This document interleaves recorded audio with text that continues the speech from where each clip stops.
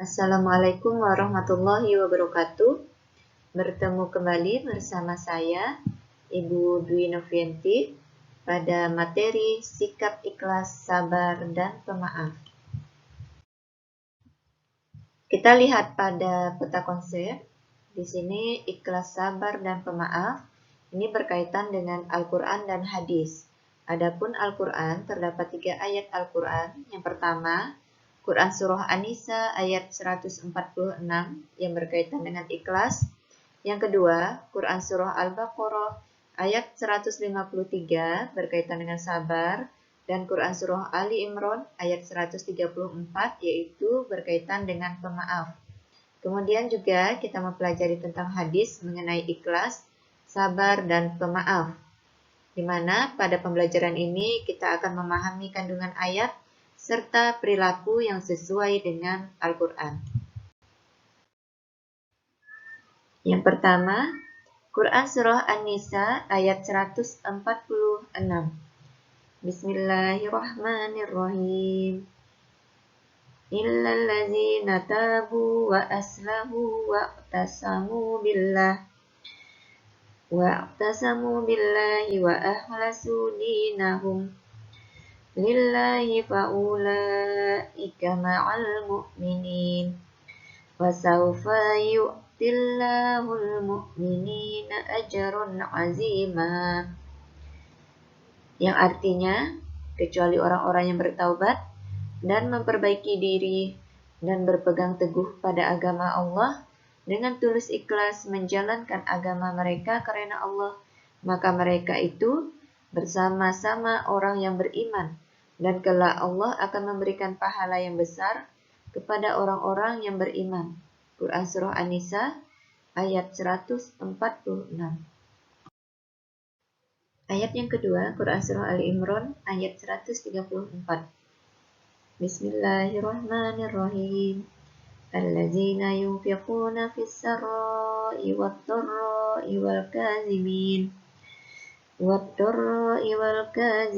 al-ghayza wal 'afina 'anil nas wallahu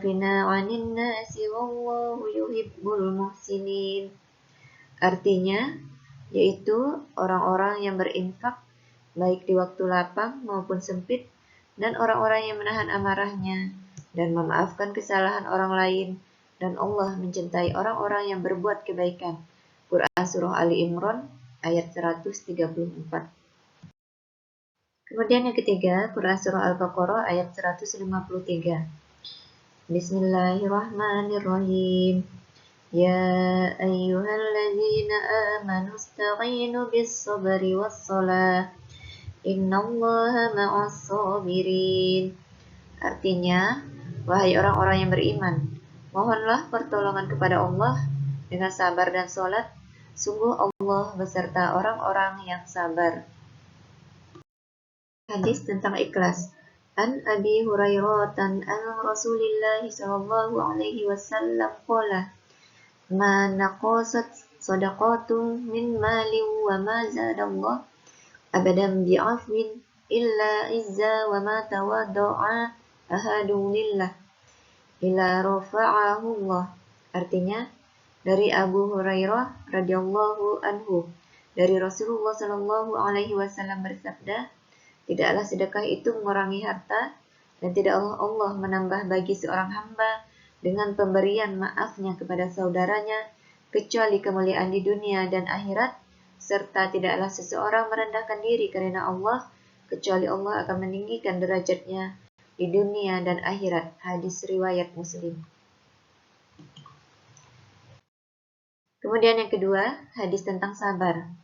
An Abi Yahya Suhaibi nu Sinan radhiyallahu anhu qala Rasulullah sallallahu alaihi wasallam, ajaban li amril mu'mini inna amrahu kullahu khairu wa laisa zalika li ahadin illa lil mu'minin.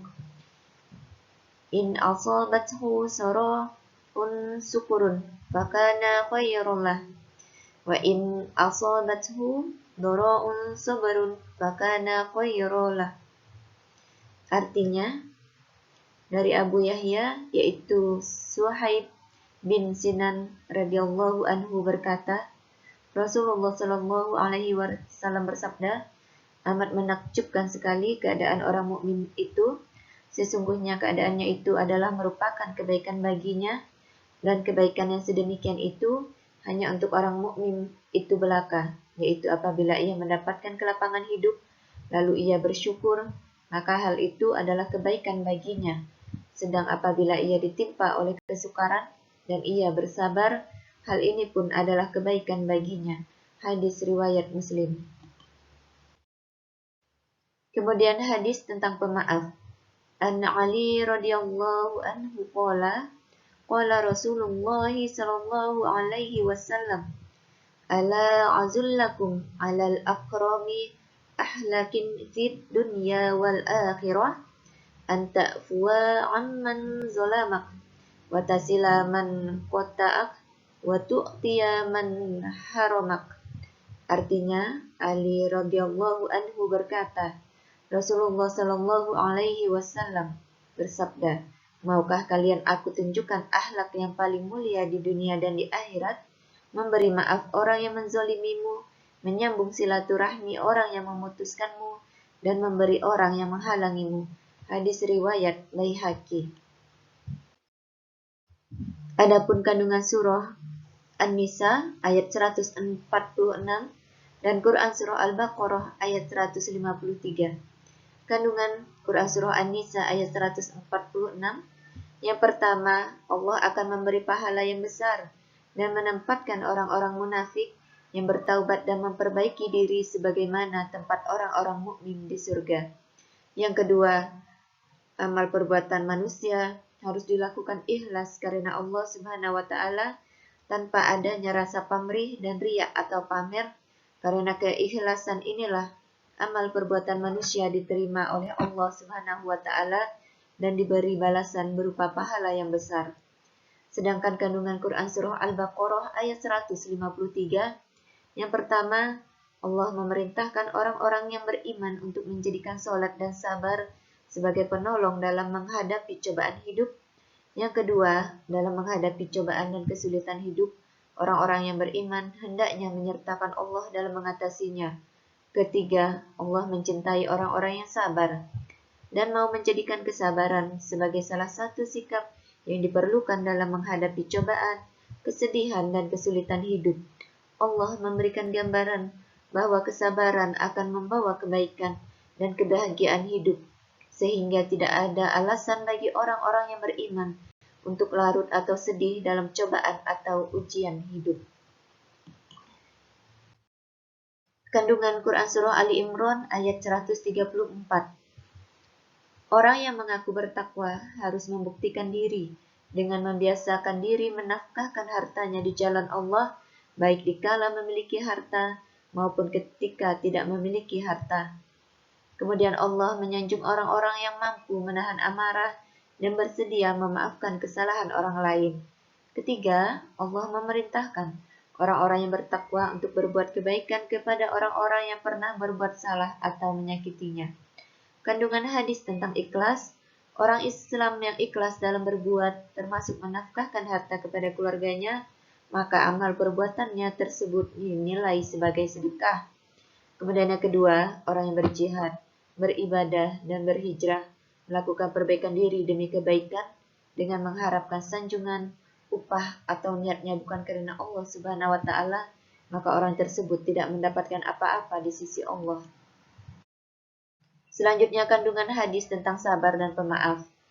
Yang pertama, kandungan hadis tentang sabar. Kesabaran seseorang akan semakin meningkat apabila ia berusaha meningkatkan kesabaran dengan berperilaku sabar dalam menghadapi permasalahan hidup, termasuk ketika bersedekah kepada orang yang meminta sedekah. Kemudian yang kedua, seseorang yang ditimpa musibah harus sabar dan ikhlas dalam menjalaninya dengan mengharap pertolongan dan ridho Allah Subhanahu wa Ta'ala.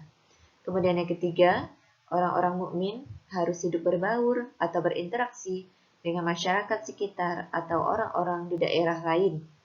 Kandungan hadis tentang pemaaf. Yang pertama, Seseorang tidak emosional dalam menyikapi perilaku orang-orang di sekitarnya, meskipun ia dihina atau disakiti, biasanya ia tidak membalas dengan balasan yang serupa atau bahkan lebih kejam, namun ia akan melapangkan hati untuk senantiasa memberikan maaf. Kemudian yang kedua, Allah akan memuliakan orang-orang yang mempunyai sifat pemaaf. Perilaku ikhlas. Ikhlas menurut bahasa berarti tulus hati, membersihkan hati, dan memurnikan niat. Menurut istilah, mengerjakan amal ibadah dengan niat hanya karena Allah, bertujuan mengharap ridho Allah. Langkah yang dilakukan ulama untuk menghindari riya adalah menghadirkan sikap muraqabah. Kedua, menumbuhkan keyakinan dalam hati bahwa riya itu menghapus amal ibadah. Ketiga, mengambil hikmah dari setiap balasan atas perilaku. Kemudian, banyak berzikir, takut murka Allah, dan memperbanyak ibadah siri atau yang tersembunyi. Perilaku sabar dan pemaaf. Ada tingkatan manusia yang berkaitan dengan pemaaf. Orang yang mampu menahan amarahnya, orang yang memaafkan, orang yang tetap berbuat baik kepada orang yang pernah melakukan kesalahan. Dalam ajaran Islam, penerapan sabar dikelompokkan menjadi 4 macam.